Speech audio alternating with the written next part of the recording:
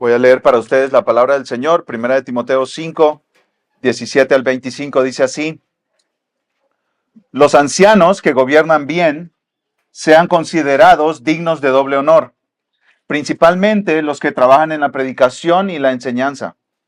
Porque la Escritura dice: no pondrás bozal al buey cuando trilla, y el obrero es digno de su salario. No admitas acusación contra un anciano a menos de que haya 2 o 3 testigos. A los que continúan en pecado, repréndelos en presencia de todos, para que los demás tengan temor de pecar. Te encargo solemnemente, en la presencia de Dios y de Cristo Jesús y de sus ángeles escogidos, que conserves estos principios sin prejuicios, no haciendo nada con espíritu de parcialidad. No impongas las manos sobre nadie con ligereza, compartiendo así la responsabilidad por los pecados de otros. Guárdate libre de pecado. Ya no bebas agua sola, sino usa un poco de vino por causa de tu estómago y de tus frecuentes enfermedades. Los pecados de algunos hombres ya son evidentes, yendo delante de ellos al juicio, pero a otros sus pecados los siguen. De la misma manera, las buenas obras son evidentes y las que no lo son no se pueden ocultar. Yo crecí con un padre apasionado por el fútbol y yo recuerdo que cuando los equipos que seguíamos en casa, de Honduras o de México o de algún país en Europa, cuando iban perdiendo o tenían malas rachas, mi papá decía: saquen a ese técnico, por favor. Saquen a ese técnico. Y yo me preguntaba, ¿pero por qué el técnico si los jugadores son los que están ahí en la cancha, cierto? Pobre técnico, déjenlo tranquilo. Sustituyan a los 11 que están ahí en la cancha, ¿cierto? Pero en los equipos de fútbol, ¿qué es lo que pasa? ¿A quién sacan? Al técnico, ¿cierto? Sacan al coach, sacan al que está dirigiendo, porque él es el responsable de hacer que el equipo funcione. Y si el equipo no funciona, el problema generalmente es con el que los dirige. Y así funciona la vida, mis hermanos. Cuando en una empresa no funcionan las cosas, ¿a quién se apunta? Al gerente, ¿cierto? Al responsable, al supervisor, al que está ahí arriba. Cuando en un matrimonio o en una familia no funcionan las cosas, ¿con quién vamos a hablar primero? Con el esposo, con el padre. Y Dios nos responsabiliza a los esposos y a los padres por lo que está sucediendo en nuestro hogar. Incluso cuando la mujer pecó allá en el jardín de Edén, ¿recuerdan? Dios no llegó a preguntarle a Eva lo que hizo, sino ¿a quién le preguntó primero? A Adán, aunque Eva había pecado primero, antes que Adán. Y también más adelante ahí en Génesis, Dios estaba diciéndole a Abraham que tendría un hijo, aunque ya estaba anciano, y su esposa, que estaba allá en la otra tienda, escuchando, echando el chisme, se rió, y Dios le preguntó a Abraham, Sara se rió. ¿Por qué se rió Sara? No le dijo a Sara, porque los hombres son responsables por todo lo que está pasando en su hogar. Las mujeres son responsables de su pecado y los hombres son responsables de su pecado y el de sus familias. Y siempre todo está apuntando en la Biblia al liderazgo. Las naciones caen o se levantan por los líderes, ¿cierto? Todos hemos escuchado del famoso Bukele, ¿sí o no? Erradicó la delincuencia en El Salvador. Todos hemos escuchado del presidente Biden o el presidente Trump o Macron en Francia o los grandes líderes de los países que son potencias mundiales.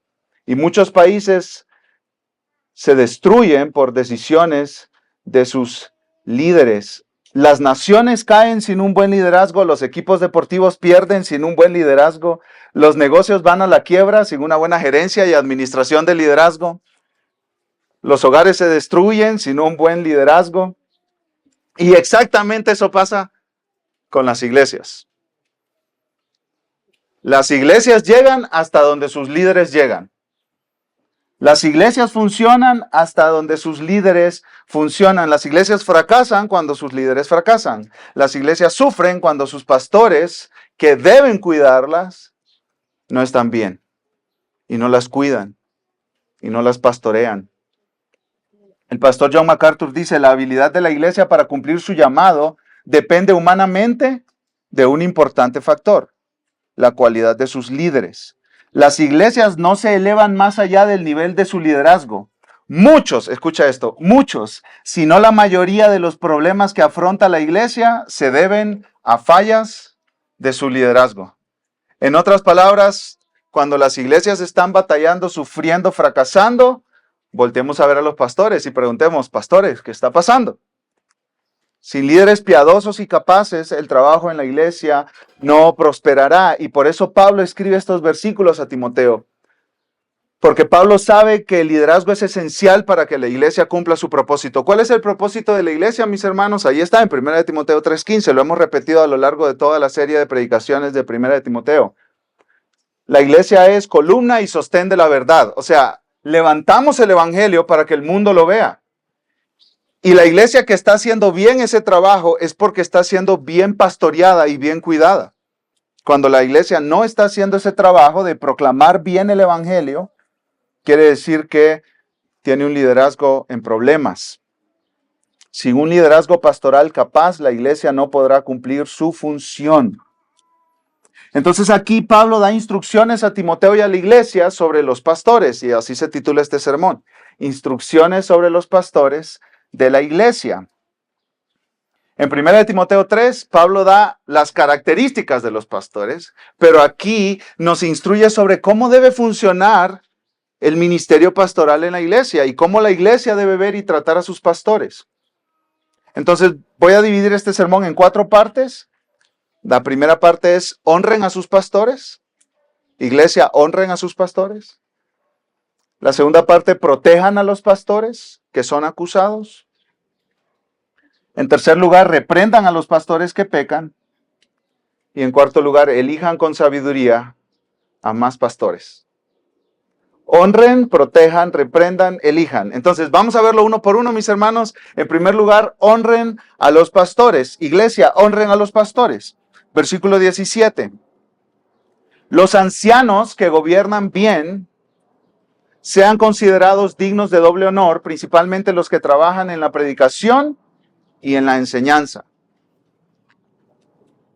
Los ancianos aquí no se refiere a personas mayores de edad, sino que se refiere a pastores, a los pastores, y dice que gobiernan bien, o sea, ellos lideran la iglesia, administran la iglesia, están ahí sobreviendo que todo esté bien, viendo desde arriba en un sentido de cuidado y protección, como un papá que está viendo a sus hijos, ¿cierto? Y está diciendo, ¿qué necesitan? Sí. A este ya se le rompieron sus zapatos. A aquel necesita un chequeo médico. A este todo el tiempo le duele su pancita. Hay que ir a checarlo. Y ahí está el papá, desde arriba, viendo qué necesitan sus pequeños, ¿cierto? ¿Qué necesita su hogar? Y ahí está el pastor, desde arriba, viendo qué necesita esta iglesia. Y están gobernando, tomando decisiones, avanzando. Y ellos gobiernan bien, lo hacen bien, son capaces. Cuidan a sus ovejas, lideran bien a sus ovejas. Y estos pastores, dice Pablo aquí, que la palabra ancianos es sinónimo de pastores, obispos o presbíteros, es lo mismo, se refiere al mismo oficio dentro de la iglesia. Estos pastores deben ser considerados dignos de doble honor. Durante toda la historia de la iglesia, esta frase se ha interpretado de la siguiente manera. Doble honor significa respétenlos y remunérenlos. Respétenlos y remunérenlos. Crisóstomo, un comentarista bíblico antiguo, decía que esta doble honor se refiere a reverencia y apoyo económico. Iglesia, respeten a sus pastores y apóyenlos económicamente. Y Pablo hace algo para clarificarnos su punto. ¿De quién está hablando específicamente? Bueno, principalmente dice ahí en el versículo 17, los que trabajan en la predicación y en la enseñanza. Todos los pastores gobiernan, pero hay algunos que se dedican principalmente a estar enseñando y predicando la mayor parte del tiempo. Y estos pastores merecen doble honor, ese respeto y esa remuneración.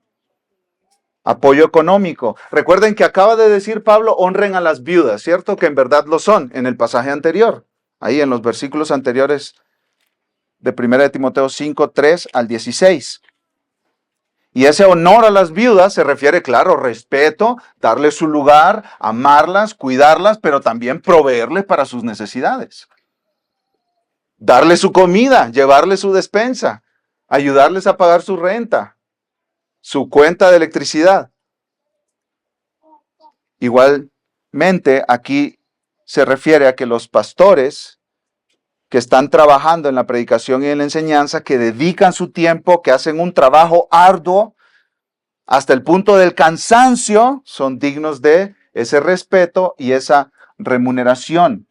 Estos hombres hacen un trabajo vigoroso, laborioso, se esfuerzan, hacen su tarea, no son flojos.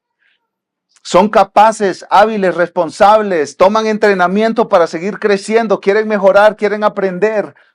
Estos hombres que trabajan así son un tesoro para la iglesia. Incluso, todo dueño de negocios quiere tener trabajadores esforzados, ¿cierto? No quiere tener trabajadores flojos. Imagínense un trabajador que siempre le tienes que estar diciendo lo que tiene que hacer, que nunca toma la iniciativa, que te llega tarde. Pues no son apreciados esos trabajadores. Y en la iglesia igualmente. Un pastor flojo, perezoso, que lo llamas a las 10 de la mañana, pastor, ¿puedo ir a visitarlo? Espérate, mijo, que me acabo de despertar.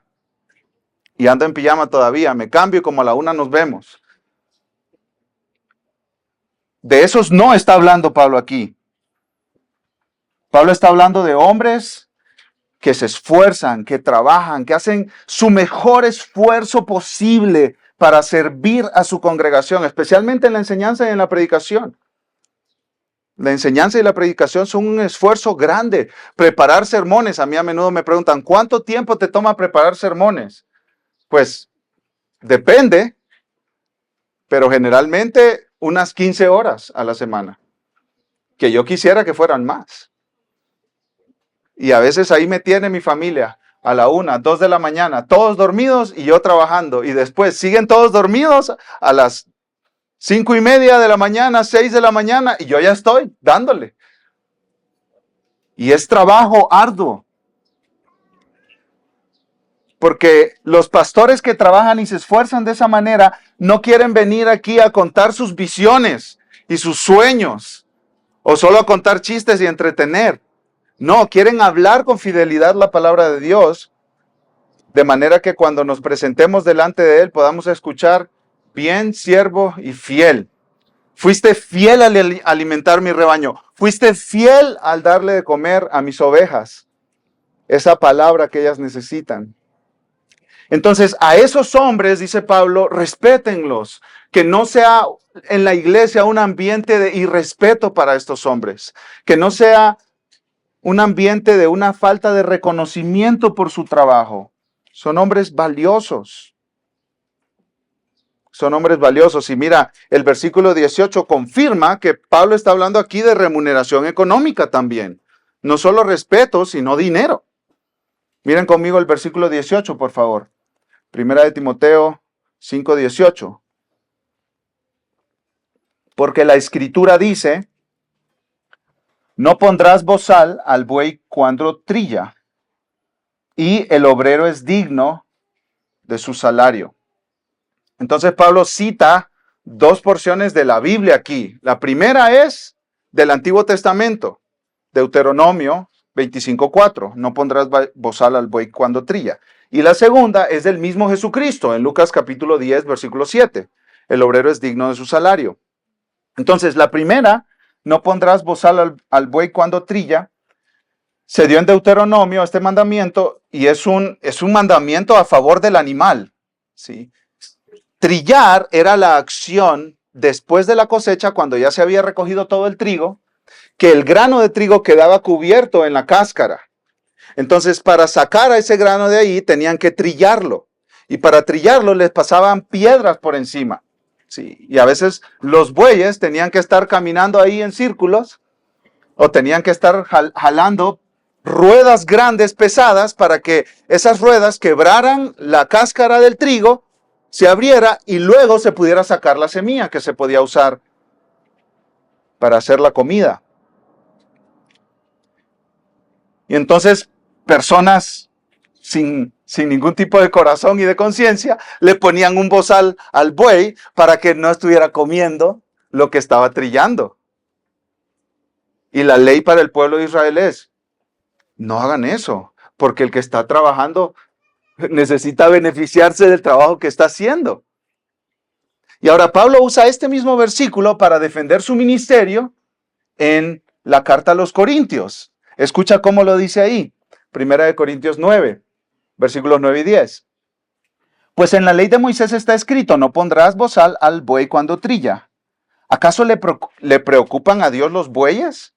¿O lo dice especialmente por nosotros? Sí, se escribió por nosotros, porque el que ara debe arar con esperanza, y el que trilla debe trillar con la esperanza de recibir de la cosecha. Entonces Pablo dice, esa frase ahí está escrita para los seres humanos, para que el que trabaje esforzadamente se gane su salario.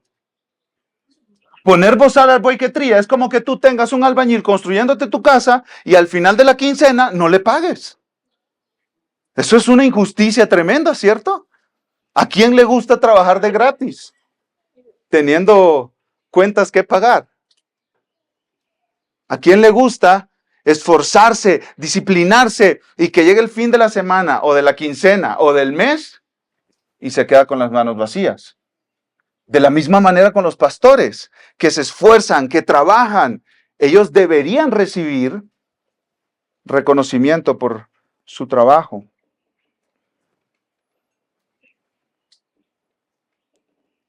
Y Jesús dijo en Lucas 17, el obrero es digno de su salario. El obrero es digno de su salario. Y en ese contexto Jesús le estaba explicando a los discípulos que tenían que ir a predicar el evangelio y quedarse en las casas donde los recibieran en los pueblos. Y ahí comer. Y Jesús les está diciendo, está bien que les den de comer ahí. No se muevan de casa en casa buscando un mejor alojamiento. Quédense donde los reciban. Y coman de lo que les den, porque el obrero es digno de su salario. Y aquí quizá alguno, especialmente los que nos visitan por primera vez, dicen, ahí está. Por eso no vengo a las iglesias yo. Mira, primera vez que vengo y de volada el pastor ya quiere que le desembolse. A eso es lo que me refiero. ¿Quiénes están pensando así? No levanten la mano. Por eso no creo en ninguna iglesia. Por eso no creo en ningún sacerdote. Por eso no creo en ningún pastor. Mira, apenas llego y ya están aquí. Saque la tarjeta. La cuenta para el depósito es, aceptamos cheque y transferencia. Todo lo que quieren estos pastores es dinero. Dinero, dinero y dinero. Apenas vengo y ya el pastor dice que Dios quiere que le dé mi dinero. ¿Cómo ven? Bueno, hay muchos pastores a lo largo de la historia y sacerdotes y de todas las religiones que se han enriquecido a costa de las iglesias o de los seguidores de esas religiones. Eso es innegable. Eso es innegable. Pero también políticos y doctores en sus ramas y abogados corruptos y mecánicos y albañiles que no hacen bien su trabajo. O sea, esa es una realidad en todos los campos laborales del mundo, ¿sí? Y no por algunos ladrones aprovechados y perversos vamos a echar todo a la basura, ¿cierto? Y Pablo no está dándonos estos versículos para que los pastores se hagan ricos. Estos versículos están ahí para que las congregaciones no ignoren a los pastores que se esfuerzan. Para que los pastores no dejen de reconocer ese arduo trabajo. Y todo debe entenderse en el contexto, mis hermanos. Pablo acaba de decir que apoyen a las viudas que tienen necesidad económica, ¿cierto? Y quizá la iglesia, mis hermanos, se quede sin un peso por apoyar a las viudas que tienen necesidad. Entonces, ¿cómo hacen los pastores para pagar sus cuentas y de sus familias, su comida, su renta, su electricidad y todo lo que tienen que pagar? Bueno, muchos pastores, la mayoría de pastores en el mundo, mis hermanos, son bivocacionales o biocupacionales, como su servidor. Trabajamos en la iglesia, pero al mismo tiempo trabajamos sosteniendo a nuestras familias de otras maneras. Esta semana me contaba un amado hermano de aquí de la iglesia que un pastor se cortó su dedo trabajando en carpintería, aunque él es pastor y le pagan solamente 4,000 pesos. Y con 4,000 pesos nadie puede vivir, aunque sea el pueblo más barato de México. Entonces, ¿qué hace él? No se queja, no murmura, no reclama, no pide más porque no se está enriqueciendo del ministerio. El ministerio pastoral es una vocación, un llamado, que un hombre que realmente está llamado está dispuesto a hacerlo aunque no le den un peso. ¿Y qué hace este pastor? 4,000 pesos con una familia que cuidar, hace carpintería y vende servilletas de madera, servilleteros de madera y otras cosas. Y haciendo ese trabajo, se cortó el dedo. ¿Por amor a qué? A Cristo, al Evangelio y a su pueblo. Gracias a Dios que yo no trabajo con sierras eléctricas porque eso fuera un problema enorme. ¿Sí? Yo trabajo con un teclado enfrente de una computadora traduciendo y editando. El punto aquí no es que los pastores deben enriquecerse. Pablo va a hablar de los falsos maestros a continuación, y una manera de identificar a los falsos maestros es que aman el dinero y quieren enriquecerse. Y cuando tú ves eso en una iglesia, sal corriendo de ahí. Yo he estado como miembro de iglesias donde cada semana es una pedidera de dinero por todo. Y aquí en nuestra iglesia, y ustedes son testigos los que llevan tiempo, a veces hasta se nos olvida decir de la ofrenda. Porque no estamos detrás de su dinero, estamos detrás de su corazón. Queremos que ustedes conozcan a Jesús, porque Jesús es un gran salvador para grandes pecadores. Y lo amen con toda su vida. Y encuentren en Él el mayor tesoro. Y entonces, porque ustedes encuentran que Cristo es el mayor tesoro, el dinero empieza como a soltar el poder sobre su corazón. Entonces ustedes empiezan a dar con generosidad. No porque nosotros estamos duro y dale con el dinero, sino porque Cristo es tu mayor tesoro. Y cuando tú ofrendas, tú estás diciendo, el dinero no es mi Dios, Cristo es mi Dios. Y ahí está nuestro corazón. Y realmente nuestro plan como iglesia es que sigamos teniendo pastores bivocacionales o biocupacionales hasta que en algún momento se pueda sostener alguno a tiempo completo. Pero no te preocupes. No saques la billetera, tranquilo. Esto no es un asalto, ¿sí? Baja la guardia y solo reconoce que aquí lo que Pablo está diciendo es, iglesia, no ignoren a los pastores que se esfuerzan, ¿sí? No ignoren a los pastores que están trabajando arduamente por la causa del evangelio y por su bien. La iglesia, esta iglesia no es una mina de oro para flojos. Esta iglesia más bien busca hombres fuertes y valientes, tan fuertes y tan valientes que estén dispuestos a tener sus trabajos para sostener a sus familias y al mismo tiempo dejarse la piel, como dicen en el fútbol, ¿cierto? Por amor al pueblo de Dios, aunque no le pague ni un peso. Ahora, en segundo lugar, mis hermanos, protejan a los pastores que son acusados. En primer lugar, honren a los pastores con respeto y remuneración. En segundo lugar, protejan a los pastores que son acusados. Versículo 19. No admitas acusación contra un anciano a menos que haya 2 o 3 testigos. Los pastores fieles son criticados. Y a veces no solo criticados, sino acusados. Y a veces no solo acusados con buenas intenciones, sino con muy malas intenciones.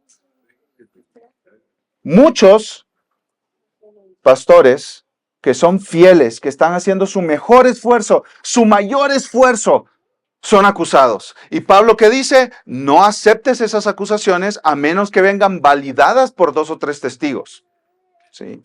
Dios quiere que su iglesia proteja a los pastores fieles de acusaciones falsas.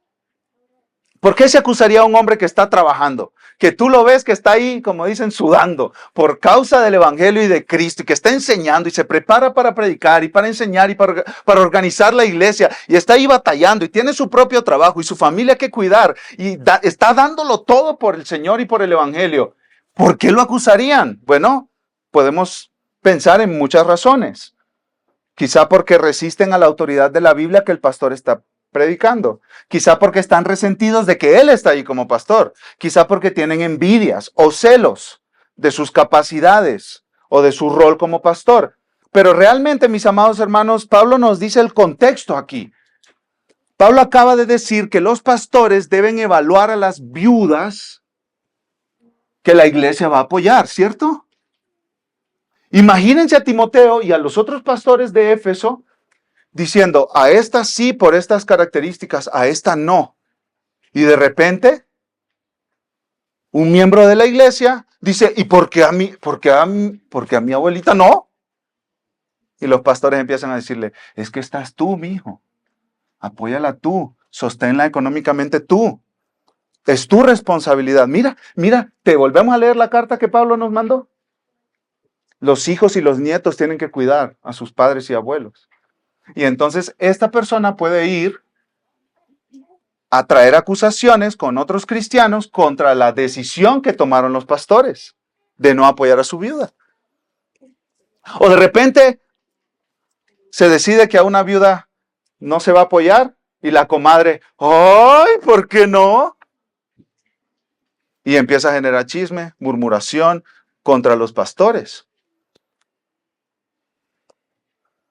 Entonces, Pablo dice, no aceptes esas acusaciones contra los pastores a menos que vengan respaldadas por 2 o 3 testigos. Dice un comentarista, Robert Yarbrough, cuando algunas personas reciben ayuda especial de la iglesia, otras pueden quejarse y empezar a levantar sospechas y hacerse un espíritu y como un ambiente, mis hermanos, de no podemos confiar en estos pastores, no podemos confiar en estos pastores. Pero Pablo dice, no aceptes ese ambiente dentro de la iglesia. No está bien. No está bien que solo porque alguien se queje o acuse, ya todos lo reciban como verdad. ¿Cómo dice la ley? Inocente hasta que se pruebe lo contrario, ¿cierto? ¿Cómo se llama eso en términos legales? Se llama presunción de inocencia. Tú eres inocente hasta que prueben que tú eres el culpable. La carga de la prueba la llevan quienes traen la acusación. No la lleva el acusado. Y esto se aplica también a la iglesia, presunción de inocencia para los pastores. Y aquí tenemos una aplicación, mis hermanos, para todos nosotros. Debemos esforzarnos en todas nuestras relaciones, pero especialmente en la relación con los pastores, de no aceptar acusaciones infundadas, acusaciones sin fundamentos, acusaciones que no sean confirmadas por 2 o 3 testigos. No podemos apresurarnos a hacer un juicio sin fundamento. Un ejemplo es el punto anterior, el del dinerito, el billete, la lana. Imagínate que tú estás escuchando ahí y tú dices, ya, lo mismo de siempre, estos pastores pidiendo dinero, bien avariciosos. Quieren tener su auto, su coche de los sueños. Quiere vivir en una mansión. Y yo batallándole. Y él pidiendo dinero. Ahí está, ya, una acusación infundada. Claro, yo puedo, al predicar esto, tener avaricia y amor por el dinero en mi corazón. Claro que sí, por supuesto, eso es posible. Pero hasta donde te consta, si apenas me estás conociendo, no tienes evidencias concretas para eso, ¿cierto? No tienes evidencias tangibles. Entonces, si tú pensaste así, levantaste una acusación de la cual no se me ha probado culpable, hasta que se demuestre lo contrario. Y hermanos, muchas personas son rápidas para acusar a los pastores. Muchas personas son rápidas para acusar a los pastores. Más bien lo voy a poner en plural para incluirnos a todos, ¿no? Muchos somos rápidos para acusar a los pastores. No tenemos prueba, pero escuchamos ti, ti, ti, ti, ti por ahí y ya está como, sí, es cierto. Oh, qué malo ese pastor. Vivimos en una cultura donde se tiene duda de toda autoridad, ¿cierto? Se duda de las motivaciones de las autoridades, de los presidentes, de los gobernantes, de los alcaldes, de los que están en posiciones de poder y toman decisiones. Y se duda de las autoridades como los padres, se duda también de las autoridades en la iglesia, de los pastores. Pero Pablo dice, no recibas acusaciones. Y aquí necesitamos el evangelio, mis hermanos, porque muchos de nosotros debemos arrepentirnos de haber aceptado acusaciones contra pastores de cosas infundadas. Y Cristo en la cruz murió por todos aquellos que han acusado pastores sin pruebas. Cristo pagó por esos pecados. En Cristo hay perdón para esos pecados también, mis hermanos. Así que, si tú has acusado pastores o has consentido a otros, aprobado a otros acusando pastores, ven a la cruz. Ven a la cruz. Ahí hay perdón también para los que acusan a los pastores sin 2 o 3 testigos, sin pruebas, sin ser examinados adecuadamente, para los que aceptan automáticamente cualquier acusación contra un pastor. Vengamos a la cruz, mis hermanos, porque ahí hay perdón para todos nosotros. Incluso hay perdón cuando hemos acusado a otros hermanos o a otros cristianos o a otras personas sin fundamentos. ¿Sí? Y hermanos, por la gracia de Dios, por el poder del Espíritu Santo, no recibamos acusaciones de otros, ni de los pastores ni de nadie más, mis hermanos. A menos que sean confirmadas por 2 o 3 testigos. O sea, a menos que se les examine adecuadamente, no las aceptes automáticamente. Y si tú tienes alguna duda, especialmente con un pastor o con un líder, no te quedes rumiando esa acusación, mi hermano. Dándole lugar en tu corazón. No te quedes ahí pensando y repasándola. Haz preguntas, habla, considera que puedes llegar y hablar, ya sea con el pastor o con otros hermanos. Pero si no hay pruebas en general, debes descartar la acusación. Entonces, en primer lugar, honren a los pastores. En segundo lugar, protejan a los pastores. Veamos en tercer lugar, mis hermanos, reprendan a los pastores que pecan. Entonces, Pablo, ¿qué pasa si la acusación es verdadera? ¿Qué pasa si se hizo un examen y se demostró que es cierto que el pastor está pecando, que el pastor está mal, que el pastor no cumple con los requisitos de 1 de Timoteo 3, 1 al 7. ¿Qué hacemos entonces? Versículo 20, mis hermanos. Versículo 20. A los que continúan en pecado, repréndelos en presencia de todos para que los demás tengan temor de pecar. Sí es cierto, hay acusaciones falsas contra pastores, pero también es cierto, hay acusaciones verdaderas contra pastores. Y hay muchos pastores que han despreciado el evangelio y el nombre de Cristo y han ensuciado la reputación de la iglesia con sus pecados. Y sí hay pruebas verdaderas respecto a estos pastores y la iglesia no puede quedarse callada. La iglesia no puede quedarse como que nada pasa. Porque acabamos de cantar. Santo, santo, santo. ¿De quién cantamos eso, mis hermanos? De Dios. Nuestro Dios es santo, santo, santo. Y si la iglesia aprueba o consiente o apapacha el pecado de un pastor, está diciéndole al mundo que la santidad de Dios no importa. Que para Dios es indiferente si pecamos o no pecamos. Y eso es mentira. Los pastores no son intocables. O los pastores no están en una posición donde nadie los puede criticar. No, mis hermanos. De ninguna manera. Cuando se descubre el pecado de un pastor y hay evidencias para eso, la iglesia no puede encubrir ese pecado o solapar a ese pastor. por más difícil que sea reprenderlo. Y Pablo dice aquí, a los que continúan en pecado, repréndelos en presencia de todos, o sea, de manera pública. Trae ese pecado de manera pública y reprende al pastor de manera pública. La iglesia no puede decir, no vi nada, no escuché nada, no digo nada. Tampoco la iglesia debe decir, oh, hay gracia para todos los pecadores. Claro que hay gracia para los pecadores, pero hay que reprender a los pastores que continúan en pecado. Como oró nuestro hermano, ¿cierto? En el tiempo de la oración. Ayúdanos a recibir esa gracia, pero no a usar esa gracia como una excusa para continuar en el pecado o tapar el pecado.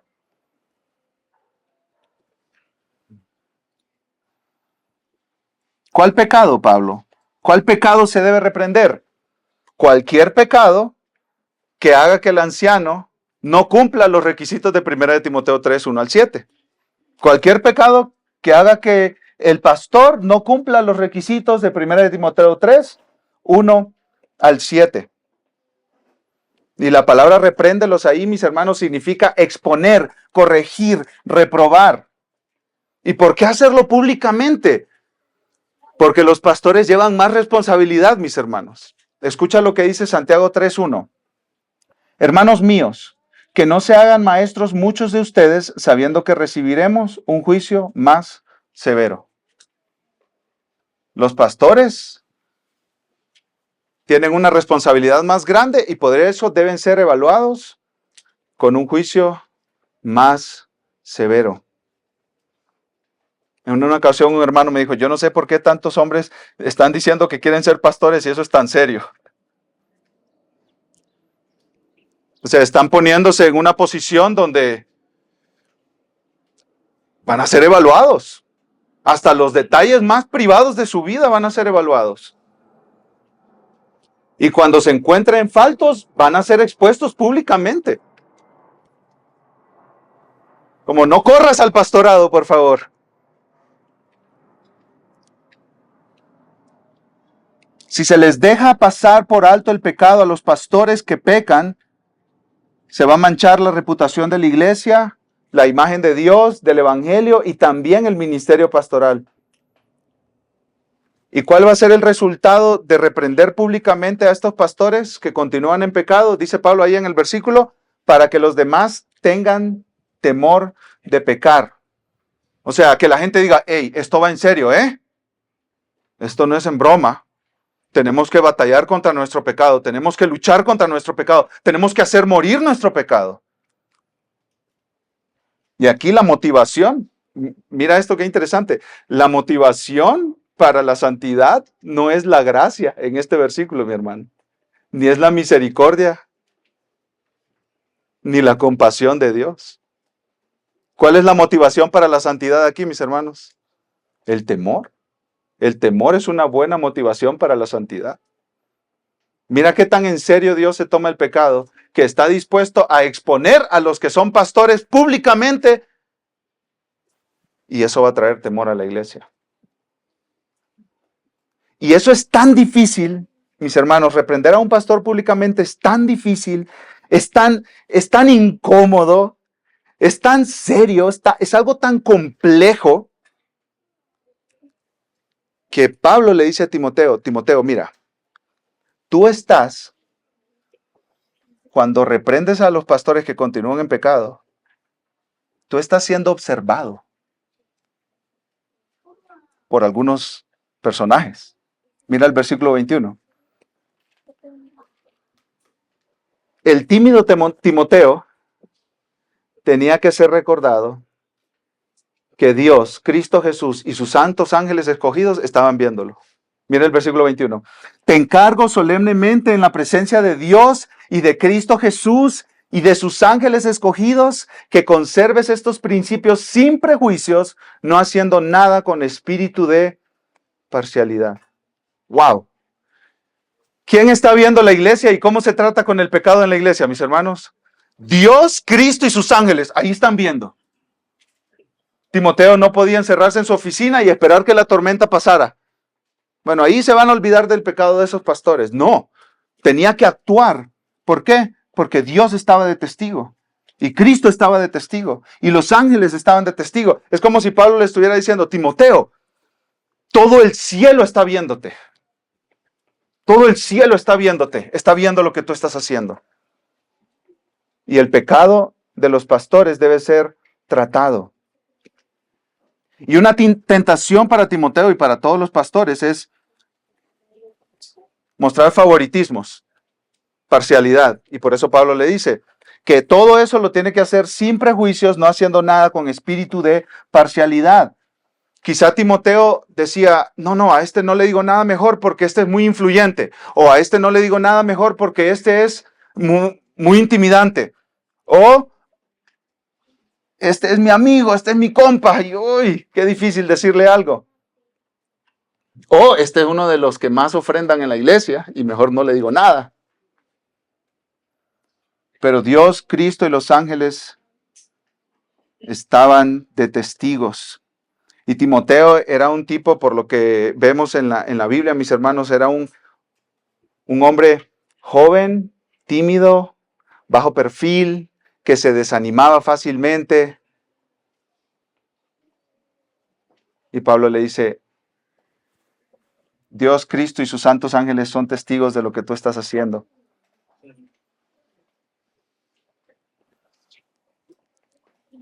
Dice Pablo, tienes que hacer esto, Timoteo, sin prejuicios, no haciendo nada con espíritu de parcialidad. Es interesante la palabra parcialidad ahí, mis hermanos. Dice un comentarista que esta palabra es una palabra que se usaba en la antigüedad en una sala de audiencias y describía en un juzgado y describía un procedimiento corrupto, decidir un asunto por adelantado basándose en preferencias personales o tomar partido. Se supone, dice este comentarista, que la justicia es ciega, tanto en la casa de Dios como en la sala de audiencias en el mundo. Entonces Timoteo no podía mostrar favoritismos, nada de movimientos políticos, nada de personalidades favoritas, nada de intimidación, nada de aceptar amenazas, nada de favorecer a gente dotada o popular. Timoteo no podía hacer esto sin favoritismo, no podía darle lugar a su amiguismo o a compadrazgo, como le dicen.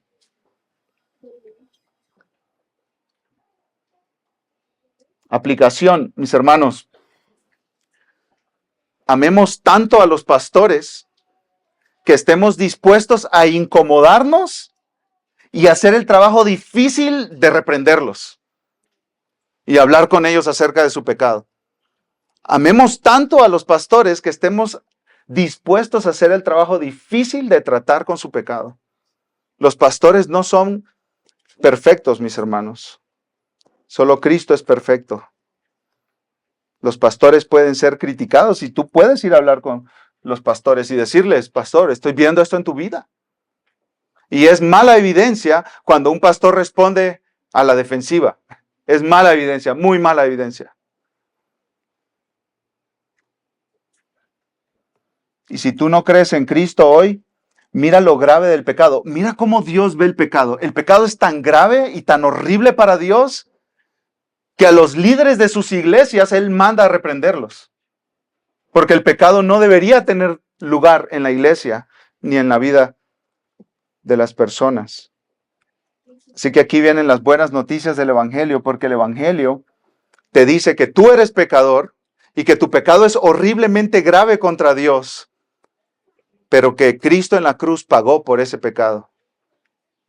Y si tú te arrepientes de tu pecado y crees en Jesús, eres perdonado, total y absolutamente perdonado. Vimos en primer lugar, mis hermanos, honren a los pastores. En segundo lugar, protejan a los pastores que son acusados. En tercer lugar, reprendan a los pastores que pecan. Y veamos en último lugar, elijan con sabiduría a otros pastores. Evitan con sabiduría a otros pastores. Reprender a un pastor que está en pecado es incómodo, difícil. Es tan feo hacer eso, mis hermanos. ¿Cómo se puede evitar eso? Poniendo a pastores calificados en primer lugar. Así se evita estar reprendiendo pastores. ¿Sí? La mejor manera de prevenir que haya pastores que no son competentes o que están en pecado en la iglesia es no poniendo pastores que no deben estar ahí. Como me han dicho muchos amigos pastores, mejor no tener pastores que tener los pastores incorrectos. Mejor no tener pluralidad de pastores que tener pastores que no deberían estar ahí. Porque después no te solucionan problemas, sino que te crean más problemas, además de los que querías solucionar al ponerlos. Miren el versículo 22 conmigo, por favor. No impongas las manos sobre nadie con ligereza, compartiendo así la responsabilidad por los pecados de otros. Guárdate libre de pecado. Esta acción de imponer las manos, mis hermanos, se usa en el Nuevo Testamento para lo que llamamos ordenación pastoral. Cuando un hombre es nombrado como pastor en una iglesia, pasa al frente de la congregación, se pone de rodillas ahí y otros pastores le ponen las manos encima. En un acto de identificación, nos estamos identificando contigo para esta tarea a la cual Dios te ha llamado. Y nosotros anhelamos y oramos, mis hermanos, que aquí en esta iglesia tengamos ordenaciones pastorales. Muchísimas, para la gloria de Dios y el bien de su iglesia. Pero Pablo le dice, no te apresures al hacerlo, por favor. Y Timoteo podía tener la tentación de apresurarse porque había muchas viudas que cuidar, había muchos falsos maestros que confrontar, había muchos sermones que predicar, muchos hermanos de la iglesia que atender. Y Timoteo podía decir, pues entonces pongo más pastores, pero Pablo le dice, tranquilo, sin prisas, no te apresures con eso. ¿Por qué? Porque si tú impones las manos ordenando a un hombre al ministerio y después ese hombre va y es acusado de pecado, se examina y se encuentra que pecó, tú estás participando de sus pecados, porque tú lo pusiste ahí. Tú lo ordenaste para eso. Dice un pastor Ken Hughes, la desagradable tarea de disciplinar a los líderes de la iglesia exige sabiduría y mucho cuidado en su selección inicial. Entonces Pablo le está diciendo a Timoteo, Timoteo, toma tu tiempo, sé cauteloso, sé sabio, no te apresures. Aplicación para nosotros como iglesia, mis hermanos. Yo creo que el más desesperado que hayan más pastores aquí en la iglesia soy yo. Pero vamos con calma, vamos despacio, vamos a un ritmo en el que la vida de los hombres que aspiran al ministerio se pueda examinar correctamente, se pueda evaluar correctamente. No tengamos prisa como iglesia. Aspirantes al ministerio que están aquí, que están escuchándome, no tengamos prisa, mis hermanos, no hay prisa. Dejemos que el tiempo pase y que nos vayamos conociendo más y más. Mira el versículo 23, Pablo da un consejo personal ahí a Timoteo en este contexto y parece raro, suena raro eso. Ya no bebas agua sola, sino usa un poco de vino por causa de tu estómago y de tus frecuentes enfermedades. En esa época, mis hermanos, el vino se usaba como una práctica médica estándar. Los médicos daban vino como una prescripción para sus pacientes, especialmente los que tenían problemas con el estómago. Y hace todo el sentido del mundo, mis hermanos. Seguramente el pobre Timmy andaba estresado y traía un estreñimiento, yo no sé qué traía, ¿cierto? Una indigestión, le caían mal los alimentos, pensando, ¿no? Los falsos maestros, las viudas, entrenar más hombres, pero no ponerlos de pastor rápidamente. No, y el pobre hombre andaba con muchas dificultades estomacales. Tantos falsos maestros, tantas viudas que cuidar, tantos cristianos que atender, tantos sermones que predicar. Pablo, me duele la pancita. Pablo, creo que este hermano me sacó la úlcera que tengo. Un comentarista dice, Pablo y Timoteo habían trabajado juntos el tiempo suficiente como para que Pablo lo conociera bien. Y esta expresión de Pablo es su preocupación personal por Timoteo, que está bajo las presiones de las responsabilidades que lleva. Y aquí está la aplicación para los pastores. Es parte del deber de un buen ministro cuidar razonablemente su salud para poder prestar un servicio eficaz. Timoteo, mira, no te apresures en instalar pastores, en ordenar pastores. Tómate una copita de vino y espera. Eso es lo que Pablo le está diciendo. Tómate una copita de vino y no te estreses. Sí.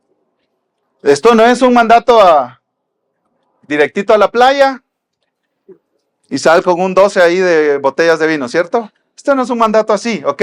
Los que les gusta la botellita no lo entiendan así, ¿cierto? Esto no es un mandato así. La Biblia prohíbe la borrachera. No prohíbe tomar alcohol, pero sí prohíbe la borrachera. Y sí prohíbe que tú te dejes dominar por el alcohol. Pero ¿cuál es el punto de Pablo aquí? Timoteo, no impongas las manos rápidamente sobre algunos hombres. Toma tu tiempo. Y yo sé que esto te causa estrés, Timoteo. Yo sé que estás bajo presión. Yo conozco el ministerio pastoral. Yo sé lo que estás viviendo. Es duro el ministerio pastoral. Y a veces las presiones te hacen hasta querer vomitar. Te dan diarrea. Te ponen mal. Te estriñes de estar dándole tantas vueltas en la mente a las cosas. Tómate un vinito y deja que Dios saque a la luz cómo está la vida de los hombres de la iglesia que aspiran al ministerio pastoral.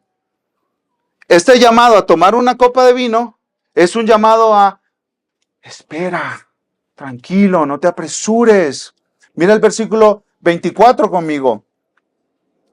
Los pecados de algunos hombres ya son evidentes, yendo delante de ellos al juicio, pero a otros sus pecados los siguen. De la misma manera, las buenas obras son evidentes y las que no lo son, no se pueden ocultar. Timoteo, tú y la iglesia se van a dar cuenta quiénes son los hombres que deben estar en el ministerio pastoral. Porque Dios a su tiempo va mostrando cuáles son las características de estos hombres. Dios a su tiempo revelará ahí.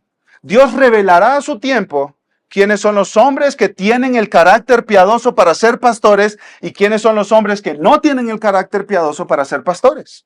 No te apresures. Dios proveerá para su iglesia los pastores que la iglesia necesita. Dios revelará qué tipo de hombres están conmigo y tú y la iglesia se dará cuenta, tarde o temprano se darán cuenta. Lo que pasa, mis hermanos, es que el pecado en un hombre no se puede esconder por mucho tiempo. Va a salir a la luz, va a brotar. En algún momento, alguna respuesta, alguna reacción, alguna necesidad económica, alguna necesidad de salud, lo va a sacar. Y Dios va a apretar a los hombres para que salga eso que está ahí realmente. Y los que son piadosos lo van a demostrar. Tarde o temprano lo van a demostrar. Y aquí yo quiero terminar con varias aplicaciones para nosotros como iglesia. Iglesia, nosotros tenemos que ver la vida, todos nosotros, toda la iglesia, todos los miembros actuales y los que van a ser miembros, tenemos que participar en evaluar la vida de aquellos que aspiran al ministerio pastoral. Y esto no es un trabajo solo del pastor, este es un trabajo de todos los miembros de la iglesia. Entonces, dos cosas. En primer lugar, no te dejes apantallar por hermanos con grandes dones o vidas deslumbrantes, porque detrás de eso puede haber corazones malos. No te dejes apantallar, tienes que evaluar bien la vida de los hombres que aspiran al ministerio. No, este sabe hablar bien, ¿y qué? No, este habla bonito, ¿y qué? ¿Cumple los requisitos de 1 Timoteo 3, 1 al 7 o no? Esa es la pregunta. No hay más, mis hermanos. No hay otra pregunta que hacerse. Es que él es exitoso en los negocios. No te dejes apantallar por eso. Es que él es mi amigo. Qué bueno. Pero es totalmente irrelevante a la decisión si es pastor de la iglesia o no es pastor de la iglesia. Y por otro lado, mis amados hermanos, no menospreciemos a hermanos que quizás no nos apantallan, pero que son piadosos. Y que sí tienen los requisitos de 1 Timoteo 3, 1 al 7. Y ustedes, miembros de la iglesia, van a tener que evaluar a los pastores. Prepárense para hacerles las preguntas más difíciles e incómodas que puedan imaginarse. Esa es mi primera aplicación para los miembros de la iglesia y los que llegarán a ser miembros. La otra es para los aspirantes al ministerio pastoral. Hombres que aspiran al ministerio pastoral, ¿qué tipo de persona eres?